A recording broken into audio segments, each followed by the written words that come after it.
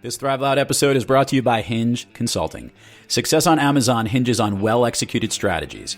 Contact Hinge Consulting to learn about total Amazon channel management and to see if your business has what it takes to grow over 300% over the next 12 months. That's Hinge Consulting at hingeconsulting.co.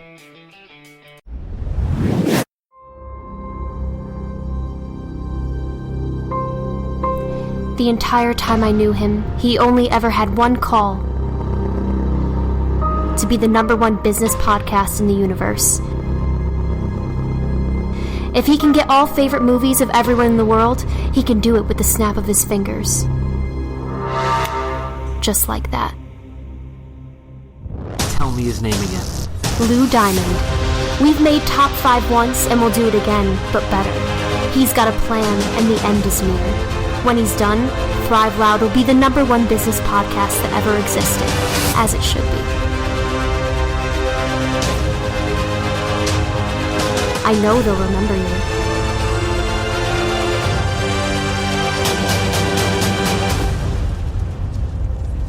you. My name is Lou Diamond. Thrive Loud.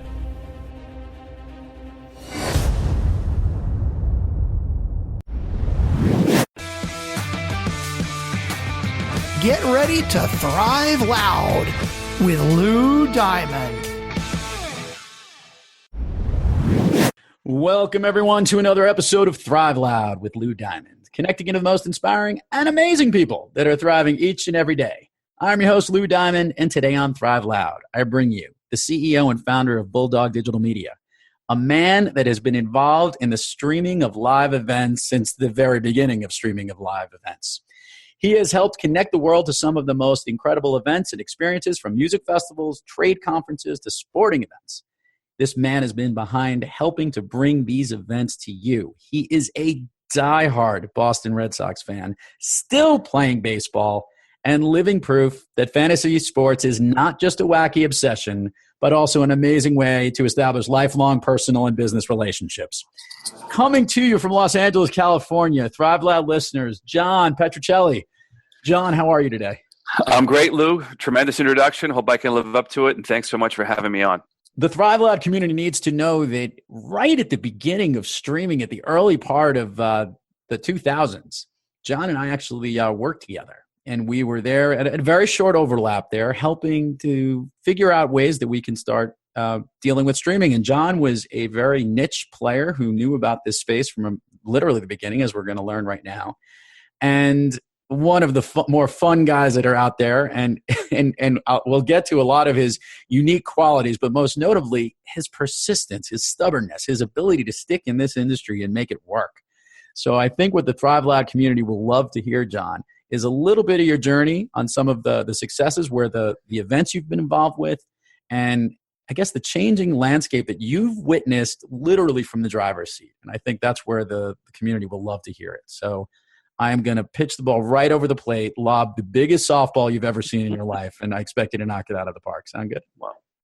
Great, Lou. It does sound good. Thanks. And we did work together, and I very much enjoyed it. So it's great to be back talking today. And yes, I've been at this for quite a while, and it's kind of been an interesting process and journey and overall evolution. And I've been in this from almost I think 3 different aspects. You know, one is the actual, when we work together, the actual delivery of content, the early days, right? Getting audio and video, images, objects out to people, using kind of the early days of the internet. And then I had a migration over into kind of securing and monetizing and creating things like commerce moreover in the download world, when that became an interesting business.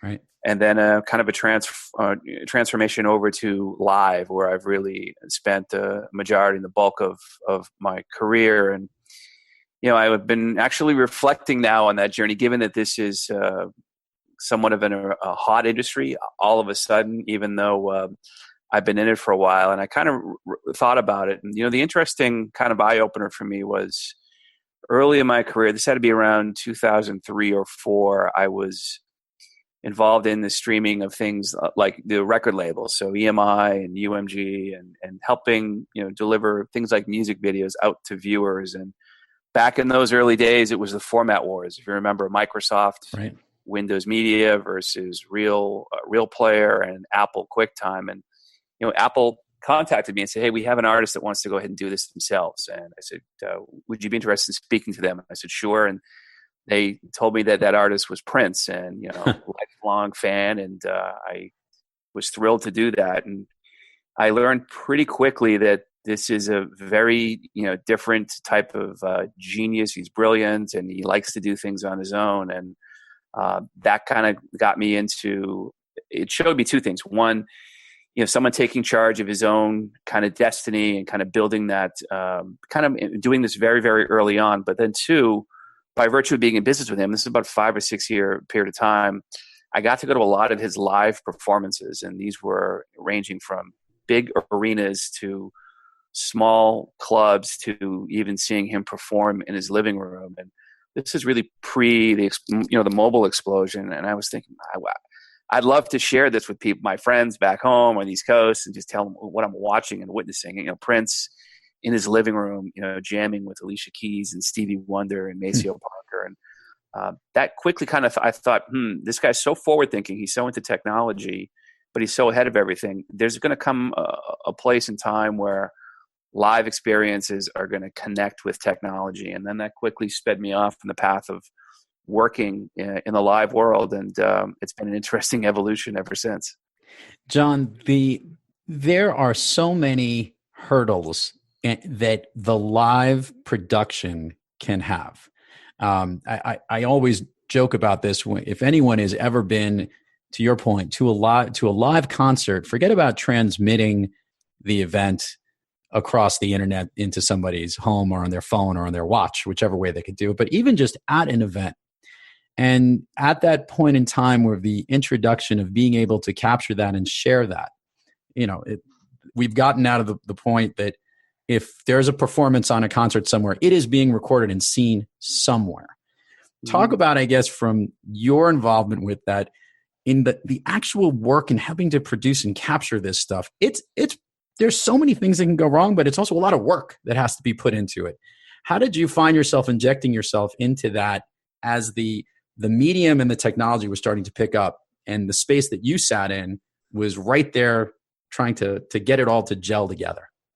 Well, it's very true. It's always, it's a thrill of the moment, a lot of pressure, a lot of anxiety, but also a lot of excitement when these experiences are happening. And what really changed, my perspective and my exposure was, I went from the Prince experience to running a small live streaming services company. And in a very short period of time, AEG summoned me down to their newly developed campus at LA Live, which houses the Staples Center and the Nokia Theater, the Grammy Museum, hotels, you name it. And they informed me that they wanted to buy the company. And sure, we did the deal, and I became, running a live streaming business inside of the world's largest presenter of live music and live sports. AEG owns like 100 plus arenas around the world, a third of the Lakers, the Kings, the Galaxy and MLS, and also Coachella and a whole series of music promotion and touring. And there's a live DNA within that entire, big evolving company. And, we were the technology arm. And at the same time, going through this process and seeing, boy, there's a lot that could go wrong. But there's also a tremendous upside in taking experiences and transforming them into collaborative participatory broadcasts. And I went to, as this sale is going through and the acquisition is happening, I started a dialogue with YouTube, and I said, hey, this is a business that you should contemplate and explore. One, as a way to drive a highly engaged audience to the platform, but then two, post-event, expose the audience to all the assets that could live on the platform. And we've been at this for a while. I've been advising, the company that I sold for 6, 7, or 8 years, and I kind of knew that we had we took a broadcast approach to these experiences. In the broadcasting world, you can't be watching NBC and then the signal drops and you're looking at a blank, screen. And we always had, even in the early days of this, so we kind of knew how to do this. And the long story short, the planets aligned. We had Alicia Keys perform at an AEG venue in New York, and YouTube wanted to use it as a pilot to live streaming. And they came back to me and said, hey, you were correct. The way we did this, we had a very happy artist. We had the fans were thrilled, and the brand was thrilled. We want to go into this world. And we became the engine that powered things like the Grammys, Oscars, Masters, TED Conference, E3, and on YouTube it was Coachella, Bonnaroo, Rock in Rio, Austin City Limits, live product launches for big brands like HP, or big movie premieres, and then tentpole events like Oracle Open World. And the beauty there is, the world started to change pretty quickly when the explosion of mobile handsets and just connected devices in general started. More and more devices were getting connected, but the quality of the video on those devices became pretty close to television. And then the other side of that perfect storm was the growth of social media tools. Now people, in a hyper-connected world, ironically, people want to have real-time, collaborative, participatory experiences that they can share with their friends literally anywhere in the world. And now this market has grown pretty substantially, and hence it's gotten a lot easier to pull these things off. The costs have come down, bandwidth has come down. It's a lot easier to do this. You can get, beautiful 4K cameras as well. Most venues around the world have connectivity in them. And if they don't, we'll bring it. But to your point, it's never been easy, but it's gotten a lot more, I would call, scalable, given some of the market forces that have started to kind of come together. So help me now connect one of the bigger challenges. And of late, I've been realizing how important great quality is. And for the Thrive Loud listeners, all the shows and events that John just listed, when you see the quality of the production that they put together, there is a level that is way above just some fan in the audience holding it up and trying to record something live. But that does bring to an interesting point. Facebook Live, Twitter, I'm sure, Instagram, all these different features. People in these venues, they're not only holding their phones up to get, an encore of a song, they're holding them up to record as much of that content and share with as many people as they can. Talk to me about where you see the space going, because you've been watching it ride up a very interesting ladder, and maybe where the next step of it goes, and how Bulldog Digital Media is involved with that. So what's has happened, fairly recently in this market is Facebook has launched live video, and then they've prioritized it. And now they're reporting that people are watching live video 3 times longer than non-live, and they're getting 6 times the interactions. That's pretty significant. And you're seeing the same thing on the Twitter platform. Twitter is making massive investments in live content, with the notion being you're watching something, but you're tweeting and in real time, and you're enjoying it, or you're sharing it with a pretty large connected audience. And not to mention Amazon, for $970 million bought the Twitch platform, largely due to all the people watching live gaming, but moreover for how long they're there watching for chunks, nearly hours of time. So on the one hand, you have this kind of growing the platforms are now growing into a world where they can service and support and deliver live video. The other side of the equation, which is we find interesting, what my company has been focused on, is the disintermediation and the disruption on Madison Ave, right? You've got 3 noteworthy problems now. You've got a pretty robust cord-cutting epidemic, especially with millennials. You also have growth in ad blockers. There are now over 615 million devices have installed ad blockers on them. And the past year or so, we've seen challenges around brand safety, right? Brands putting ads up on platforms, and it's next to user-generated content that is infamous, dubious, polarizing, you name it. And we're starting to have conversations with the brands about live video is the tonic and the solution to all of those things. Millennials, 63% of millennials watch live video, 42% of them create it. Millennials have a general priority on experiences. And the argument is that the world is moving in their minds to an experience economy. That's their priority. They'd rather have a shared experience far more so than buy a house or a watch or a car. And you see that kind of borne out. The growth, I think Live Nation now has had 7 consecutive years of record year-over-year growth.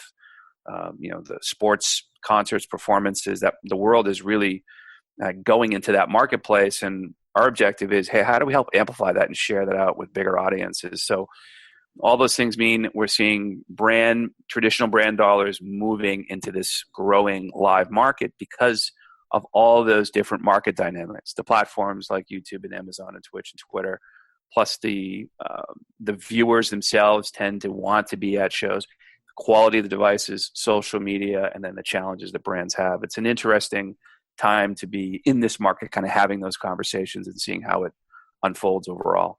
I guess I want to hear your thoughts on this one, because you've had like a lot of people who hear this and they're going to see, wow, he's had the opportunity actually to be at a lot of these live great events that have happened all over the place. And you also happen to be, I've seen you as a salesperson and helping to sell the services of this product and service throughout the years.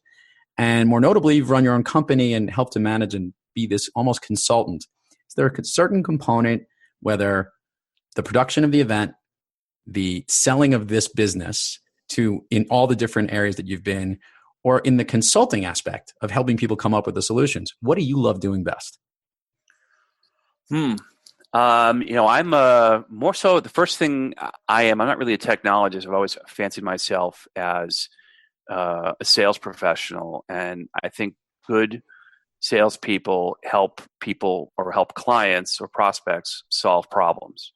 How do they get from point A to point B? And I've positioned this business as a best practice. It's also, we're an execution company, but we also provide guidance and support for the stakeholders. And the stakeholders could be a music festival, a brand, an agency, a content owner. It could be an artist like Prince that wants to do more live type broadcasting. So what I enjoy most is it kind of unlocking and solving those problems and those challenges through this medium. And if it's done, I believe effectively, it can be a really transformative strategy, right? Done properly, people are tuning in and watching these engagements for 10, 20, 30, 40 minutes. One of my clients is Coca-Cola. They're a big presenter of the biggest rock festival in Mexico called Vive Latino. And they came to us and said, we want to share this experience not with just the people at the festival. We want to bring it out to everybody across the entire country. And the way we've executed with them, the average viewer time on mobile is 29 minutes. And on desktop, it's 113 minutes. Oh, wow. Coke, they're telling us it's hard for us to get someone's attention for 4, 6, 7 seconds. And here we are, able to have a branded, authentic engagement with people in real time for those amounts of half an hour to almost 2 hours is amazing. That's great. So I guess it's that ability to come up with the solution and see it through that gets you most jacked, I guess. For sure. And to your point though, these live experiences they're pretty amazing to be at as well. Yeah. Seeing what happens at a music festival, and it's not just the music; it's art, food, fashion, culture, causes, learning, a lot of, what today's, you could say, younger generation are into. It's not just having a good time. It's also, learning, cause marketing or giving to a cause or just driving awareness. That's a pretty interesting part of the business that, I also think it drives awareness to, those particular, those causes. John, let's get a little bit about you. This is a question I love to ask all the Thrive Loud guests here. And that is, when you have trouble thriving, who or what do you turn to get yourself back on the thriving track? What I've found to be really, really helpful is, and I've seen this, I've read, Steve Jobs and others, is walking, right? Walking kind of helps clear my head. And, I'm thinking about a lot of different things that are sometimes high pressure. So that truly, truly helps. And in addition, I live really close to a batting cage, and 20 minutes, 30 minutes at a batting cage, and my mind, I'm relaxed, I'm clear. It's almost a great reset. And that's been a big help. Now I still play, as you said, adult baseball, but anyone can jump into a cage at any speed, just take a few hacks, and it's a great reset. I'll make this clear, John. I can't take that many good hacks. I've seen you hit the ball. You hit it pretty solid. So help me out here now. So the Thrive Loud listeners, if you'll see some of the show art of this very handsome gentleman here who has always had a thing for bulldogs. And hence it's the name of his company. Also, more notably, he even looks like he's a stocky bulldog. So what's you've had now? I know you've had several over your life. I guess some have been with you for a long time and come and gone. Just give a little history about some of the bulldogs in your life that you've had, who certainly have been a good therapy to have around you at different times of your life. That's so true. A bulldog is a very entertaining, funny, very affectionate, but also can be a little stubborn, and they're also, they're not the brightest. But I've always had this great affinity for that type of kind of that blend of personas. And living in LA, my bulldogs have become kind of known. They're a little bit of celebrity culture out here, and it's also they put a great smile on a person's face. So. I've always enjoyed that, and when I started this business, I thought, I'm really into this pedigree, and I also like that there's a lot of noise in technology, and sometimes there's a lot of confusion. And what I like the name of the bulldog to me, and the spirit is straightforward, clear, determined. We're going to help you understand how to navigate this world, kind of as the characteristics of the bulldog is. It's charge ahead, not sometimes too fast, but and get to a place of clarity. So that's kind of how it blended. It kind of moved over into the name of the company, and then the logo and the mascot. And for sure, they've been a great kind of also a guide in my life as well. That's great. And there's a lot of pictures throughout the years, having known John. Whether it was the Fonz, right, was one, and then there was another one more recently. I know Ludo. Yeah, Pluto. And they're perfect names too. You have the names that fit the perfect fit for bulldogs as well, which I always thought was very, very charismatic and also very pertinent to what you had. So good, man. It's great to see. Obviously, I know you're relatively recently married. It's a couple of years now, right? Is that true? Yes, that's right. 3 years, almost 3. Almost 3 years. You've certainly utilized I'm going to film a really cool event and go on vacation with your wife very well, and using these live events pretty good. True. So give everyone the places and the plugs where they can learn more about Bulldog Media, and then we'll finish up with a bunch of other fun stuff here on the show. Great. Our website is Bulldog DM, D as in David, M as in Mary.com. And the same is true of where you can find us on Twitter. And I'm on LinkedIn as John Petrocelli. And we also run an Instagram account for Bulldog DM as well. That's awesome. Okay, so there's a couple of things here that I've wanted to know. You have been a lifelong Boston Red Sox fan. Yes, this is true? Still holding on to them? Very true. Okay. Now, I've had a conversation recently with someone who is around my age and has a kid who's about a teenager, who has only seen success as a Red Sox fan. And then there are those like yourself, a little bit older, who have had to live through years of angst until we kind of made it through the turn of the century, where Boston has truly become championship town. I mean, in every sport, there's been some form of trophy being lifted at one time or another. Okay, so I ask you this. Is there a divide amongst the Red Sox fans? Because I heard this, because there are those who went through the pain and suffering. And then there are those who have only seen a tremendous amount of glory in the last couple of years. I want to hear it from your perspective.